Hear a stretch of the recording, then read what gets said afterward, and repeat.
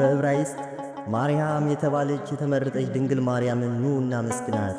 የክርስቲያን ማኅበር ሁላችሁ ኑ እናድንቃት። የመሃይምናን ማኅበር ሁላችሁ አምላክን የወለደች ድንግልን እናመስግናት። በክርስቶስ የተመሰላችሁ የደናግል የመነኮሳት ማኅበር ሁላችሁ ኑ የዚችን ርኩሰት የሌለባት ንጽሕት ሙሽራ ክብሯንና ገናንነቷን እንናገር።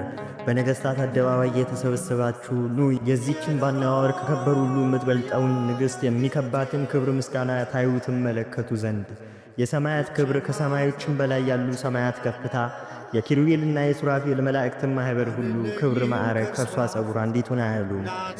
ዳግመኛም የነገሥት ክብር፣ ጌትነት፣ ገናንነት፣ የአሕዛብ ብልጽግና በዓለምም ሁሉ በምድርም የሚኖሩት ቅዱሳን ሁሉ ባለሟልነት የእግሮቿን ጫማ ያህል አያሉም።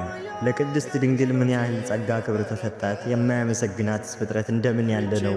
ክብሯንስ የማይናገር ምን አንደበት ነው? የማይቀድሳትስ ምን አፍ ነው?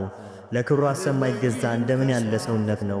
በዕብራይስጥ ማርያም የተባልሽ የተመረሽ ድንግል እመቤቴ ማርያም ሆይ በሰማይ የሚኖሩትን የኪሩቤልና የሱራፌል ወገኖች፣ በሰማይ ዳርቻ የሚኖሩትን የመላእክት ሰራዊት ወገኖች አሰብ።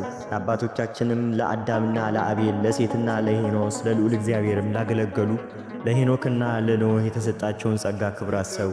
የአብርሃምን ባለሟልነት የይስሐቅንም ወዳጅነት የያዕቆብንም መመረጽ የእግዚአብሔር ወገን መባሉን አሰቡ። የሙሴና የአሮን የኢያሱንም ክብር አሰቡ። የባርቅና የዲቦራን የጌዴዮንና የዮፍታሔን የሶምሶምንና የኤግሎምን የመሳፍንትንም ሁሉ ማሸነፍ አሰቡ። የሳሙኤልን ክህነት ማዕረግ አሰቡ።